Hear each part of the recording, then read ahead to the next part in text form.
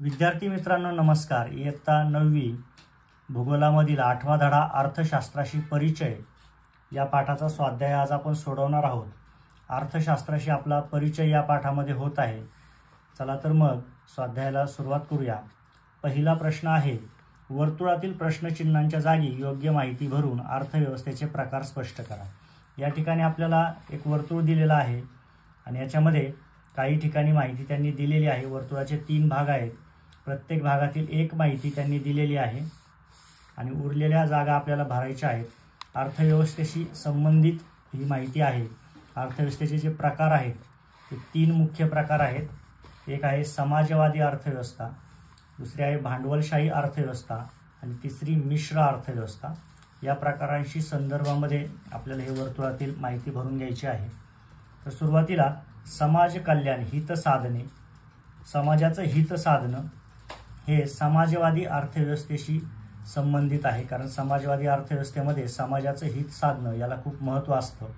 त्यामुळे आपण समाज कल्याण किंवा समाजाचं हित साधणे या ठिकाणी आपण समाजवादी अर्थव्यवस्था घेऊया। आता ही समाजवादी अर्थव्यवस्था असलेली राष्ट्र कोणकोणती आहेत, तर चीन आणि रशिया या राष्ट्रांमध्ये समाजवादी अर्थव्यवस्था आहे। आणि समाजवादी अर्थव्यवस्थेमध्ये शासनाचं सगळं व्यवस्थापन, उद्योगांचं सगळं व्यवस्थापन हे सरकारकडे असते। त्यामुळे समाजवादी अर्थव्यवस्था चीन रशिया, व्यवस्थापन सरकारकडे, समाज कल्याण किंवा समाजाचे हित साधने, अशा पद्धतीने आपण इथे हे वर्तुळ पूर्ण केलेलं आहे। वर्तुळाचा हा भाग पूर्ण केलेला आहे। पुढे मिश्र अर्थव्यवस्थेच्या संदर्भात पाहूया। भारत, स्वीडन व युनायटेड किंगडम ही जागा भरलेली आहे, या बाकीच्या गाळलेल्या जागा आहेत। तर या 4 राष्ट्रांमध्ये मिश्र अर्थव्यवस्था आहे। अशी अर्थव्यवस्था की जिच्यामध्ये भांडवलशाही अर्थव्यवस्था व समाजवादी अर्थव्यवस्था या दोन्हींचीही वैशिष्ट्ये असतात, अशी ही मिश्र अर्थव्यवस्था असते। त्यामुळे या ठिकाणी आपण मिश्र अर्थव्यवस्था लिहिलेला आहे। आता या मिश्र अर्थव्यवस्थेमध्ये व्यवस्थापन खाजगी व्यक्ती व सरकारकडे असते। काही भाग खाजगी व्यक्तींकडे असतो तर काही भाग सरकारकडे असतो। अशा पद्धतीने मिश्र पद्धतीचं इथं व्यवस्थापन असतं आणि नफा व समाजकारण यांचा समन्वय साधण्याचा प्रयत्न केलेला असतो। मिश्र अर्थव्यवस्थेमध्ये फक्त नफा किंवा फक्त समाजकारण न पाहता नफा आणि समाजकारण या दोन्हींचा समन्वय साधण्याचा प्रयत्न केलेला असतो। पुढे वर्तुळाचा जो तिसरा भाग आहे त्या ठिकाणी आपल्याला व्यवस्थापन खाजगी व्यक्तीकडे हा भाग लिहून दिलेला आहे। उरलेल्या गाळलेल्या जागा भरायच्या आहेत। व्यवस्थापन खाजगी व्यक्तीकडे जे असतं ते भांडवलशाही अर्थव्यवस्थेमध्ये असतं, त्यामुळे इथे भांडवलशाही अर्थव्यवस्था येईल। आता ही भांडवलशाही अर्थव्यवस्था जर्मनी, जपान, अमेरिका या राष्ट्रांमध्ये आहे। या राष्ट्रांमध्ये व्यवस्थापन खाजगी व्यक्तींकडे असतं आणि जे अंतिम उद्दिष्ट असतं ते कमाल नफा मिळवणे हे असतं। अशा पद्धतीने आपण हे वर्तुळ पूर्ण केलेलं आहे। इथे व्यवस्थित लक्षात घ्यायचं आहे, अर्थव्यवस्थेचे जे 3 प्रकार आहेत ते 3 भाग आहेत, समाजवादी अर्थव्यवस्था, भांडवलशाही अर्थव्यवस्था आणि या दोन्हींची जी वैशिष्ट्ये आहेत ती एकत्रितपणे असणारी मिश्र अर्थव्यवस्था। समाजवादी अर्थव्यवस्थेमध्ये समाजाचं हित साधण्याला सगळ्यात जास्त महत्त्व असतं।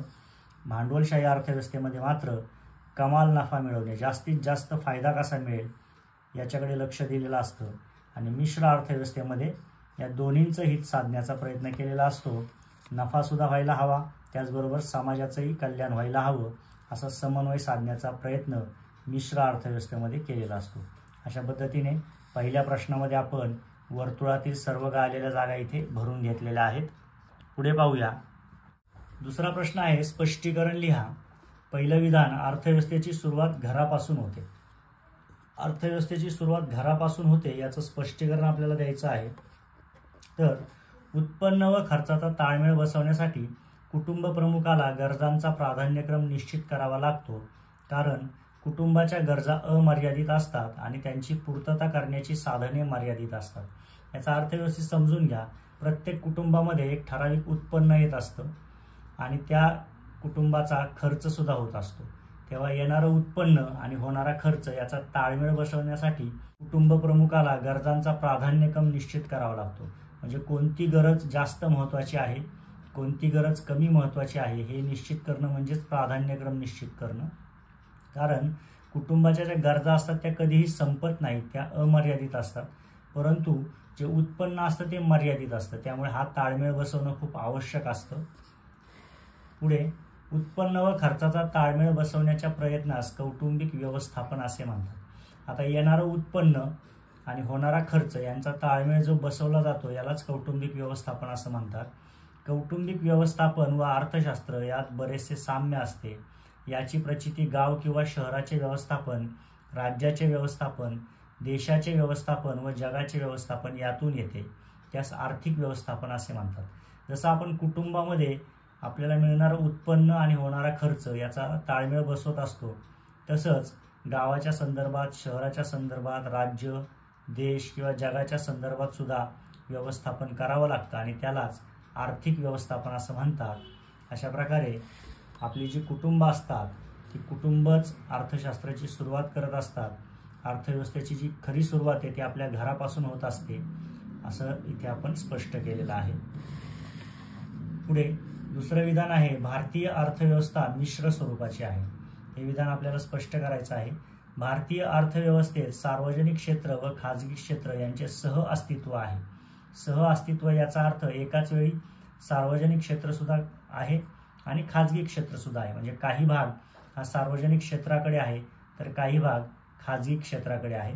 म्हणजेच भारतामध्ये ज्या वेगवेगळ्या संस्था आहेत त्याच्यामध्ये तुम्हाला सार्वजनिक क्षेत्रातील संस्था ज्या शासनाच्या मालकीच्या आहेत किंवा लोकांच्या मालकीच्या आहेत अशा संस्थाही दिसतील आणि काही खाजगी संस्थाही दिसतील. म्हणजेच बँकांचंच उदाहरण घेतलं तर काही बँका या सरकारी आहेत आणि काही बँका या खाजगी आहेत. अशा पद्धतीने सार्वजनिक क्षेत्र आणि खाजगी क्षेत्र हे एकाच वेळी आपल्या देशामध्ये चालतं, म्हणून त्यांचं सह अस्तित्व आहे असं म्हटलेलं आहे.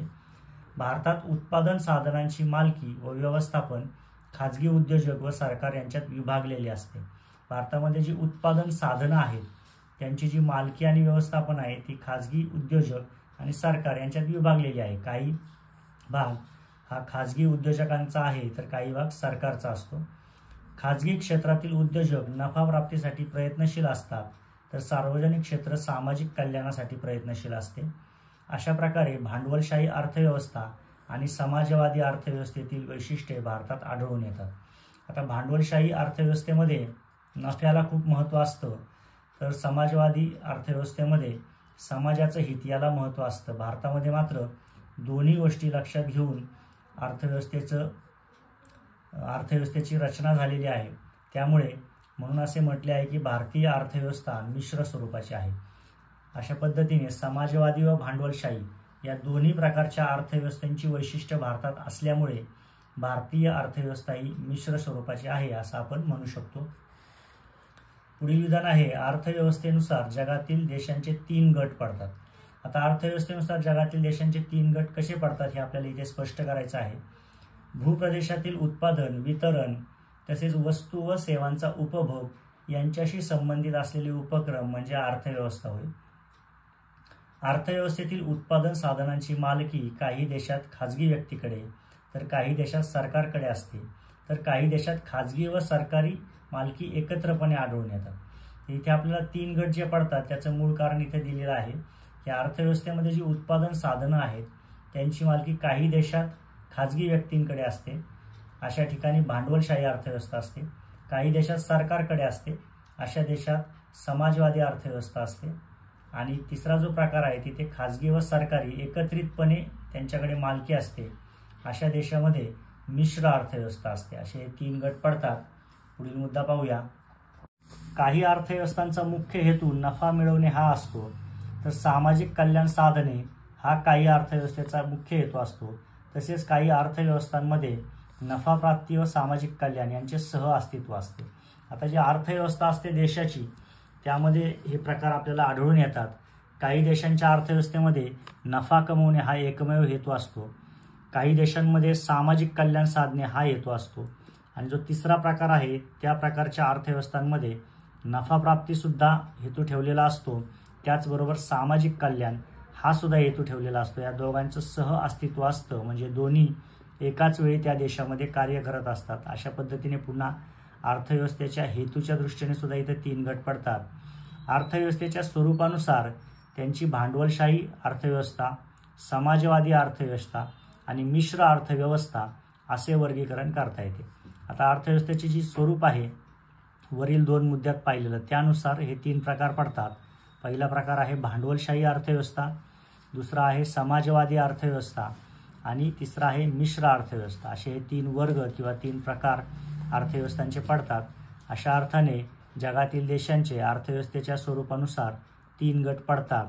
म्हणजे जगामध्ये जे देश आहेत त्यातले काही देश भांडवलशाही गटात येतात, काही समाजवादी अर्थव्यवस्थेच्या गटात येतात आणि भारतासारखे काही देश मिश्र अर्थव्यवस्थेच्या गटामध्ये येतात आणि या अर्थव्यवस्थेच्या स्वरूपानुसार हे 3 गट पडतात.